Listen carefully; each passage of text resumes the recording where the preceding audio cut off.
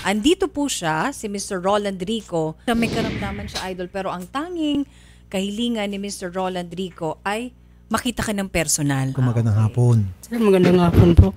Salamat po at nadalaw nyo kami. Ano po yung karamdaman nyo kung matanong ko po kung mamarapatan nyo? Cancer po, stage 4 na. Bukod dun sa bukol na nasa lapay niya, meron na rin kalat. Napunta na rin sa ibang parte ng katawan. Pag gano'n, ibig sabihin mo, stage 4 na po. So, huling stage na yan ng cancer. Opo. Cancer sa ano po? Sa lapay po. Komplikasyon na raw po. Ano pong pwede namin maitulong sa inyo, sir? Sir, kung pagbibigyan niyo po, kahit pamasahe lang papunta sa amin. Yes, sir. Saan po kayo? Mas bati po, kung pwede bukas po, kasi masama na nararamdaman. Sige po, kayo lang po. Tatlo po kami. Agad-agad. Aeroplano po. Maraming salamat. Gusto ko lang Malaking talaga yung bagay po makita ng personal idol. Welcome na welcome po kayo. Yan pong pwestong pinaupuan nyo, sa inyo na po yan. Tuwing pupunta ko kayo rito, magre-reserve po ako ng oras. Kahit na fully book po kami sa mga complainant, I will make sure na kayo ho'y ma-accommodate, makakaupo kayo dyan palagi, kasama po yung anak nyo. Ilan po yung anak nyo? Tatlo. Ah. Yan yung nagpapala. Hindi ko sila masusabi ba yan? Paglaki.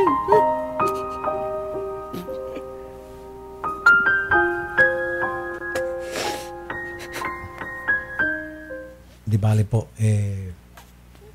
sa awa ng Panginoon, marami naman pong mga magtutulong po sa inyo at sa inyong pamilya. Andito po kami.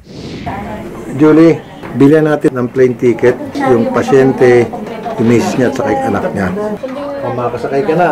Ang plano. Ikaw ang panganay. Ang sumunod doon sa kanya, ilang taon? 7? Tapos yung sumunod pa, 5 po. lahat sila nag-aaral. Opo. Pero ngayon, wala pa silang mga gamit. Ibigyan ko ng gamit. Ano mga gamit sa school? Notebook, ballpen, lapis, color. Yung kapatid mo, ganun din. Isulat mo rito yung mga school supplies mo, ano, yung sinabi mo sa akin. Pero nagbibigay ko sa'yo. Tapos si mama mo na mag-shopping. Ang gagawin po natin, plane ticket, tapos bigyan kita ng 20,000. Yung 20,000, pambili natin school supplies nila. Pwera pa yung sa ticket. Pero yung 20,000, baon nyo lang at mga school supplies. Tapos, kung ano may tulong ko sa mga anak ninyo, nandito naman kami, pwede siya magtawag-tawag sa amin. Ano po?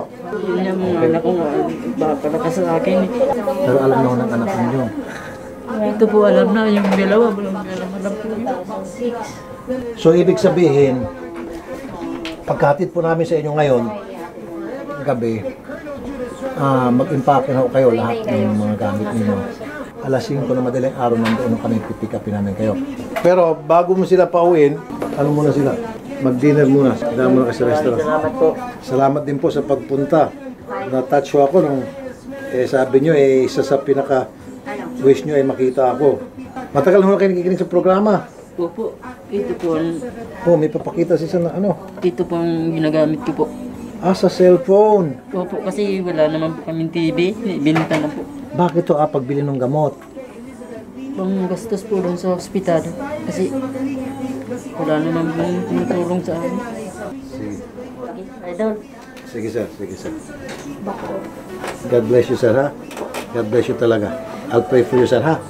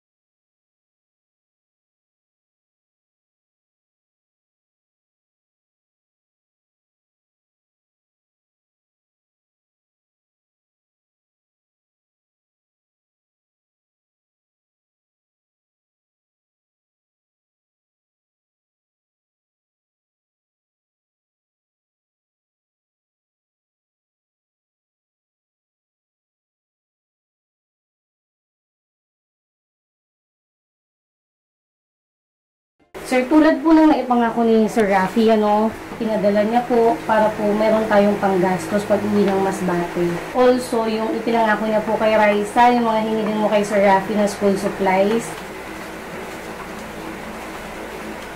20 po.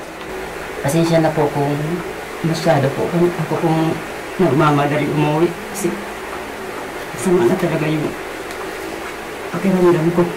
Ako po'y nagpapasalamat. Nakita ko po kayo ng personal. Tinulungan mo po kami sa pumasahe. Hindi ko po malilimutan po. Buong pamilya ko naman po. Nagpapasalamat ako sa iyo kasi kung tulungan natin, hindi ka talaga bumitaw. Hindi mo pinabayaan. Basta nung dumating mo ang panahon, ako'y wala na siya ng balas ng bata. Nay, lara ka ng mabuti, mga kapatid mo, bantayan mo sila. 10 years old ka pa lang, di ba? Simula nandyan ka, naririnig mo yung usapan, yung nangyayari, naiintindihan mo yung sitwasyon, may gusto kang sabihin kay Papa. Oo, usap mo sa Papa. Hindi pwedeng wala. Nakikita mo lahat, ayun, umiyak si Mama, sumasama ka sa ospital, yung nagpunta ka sa amin, namit mo pa si Sir Rafi, di ba? Na naiintindihan mo kung ano yung nangyayari. Maraming salamat po sa inyo. Dahil po sa inyo, nakauwi po yung aking asawa. Matagal na pong gustong umuwi. Simula po yung lumabas kami sa ospital. Maraming salamat po na napagbigyan niyo po kami ng hiling namin.